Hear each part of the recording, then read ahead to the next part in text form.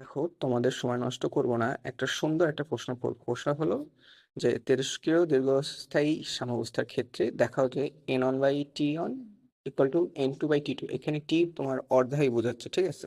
আর এই প্রশ্নটা তোমার 2013 এবং 21 সালে আসছে। ওকে, এখন এই প্রশ্নের সমাধানের জন্য আমরা আগে একটা সমীকরণ দেখে নেবো। সমীকরণটা এখানে দেখাচ্ছে যে এ অণুটি ক্ষয় হয়ে বি হচ্ছে এবং বি পরমাণুটি ক্ষয় হয়ে সি হচ্ছে।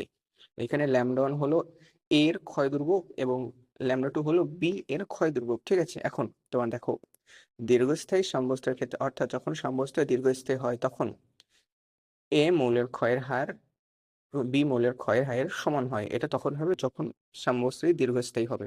তাহলে আমরা এই সমীকরণে লিখতে পারি 1 নম্বর। এখন এই 1 নম্বর সমীকরণে আমরা ল্যামডা 1 এবং ল্যামডা 2 জন্য মান বের করব। সেটা হলো আমরা বের করব তোমার ক্ষয় ধ্রুবক এবং অর্ধায়ুর মধ্যকার সম্পর্ক থেকে, ঠিক আছে? এই নিচের এটা হলো ক্ষয় ধ্রুবক এবং অর্ধায়ুর সম্পর্ক, যেটা আমরা আগে পড়ে আসছি। এখন এই মানটা আমরা 1 নং বসাই দেবো। তাহলে আমরা এটা পাবো। উভয় পক্ষ থেকে লন টু বাদ দিলে আমাদের থাকে n1/t1 এবং n2/t2, ঠিক আছে? ধন্যবাদ।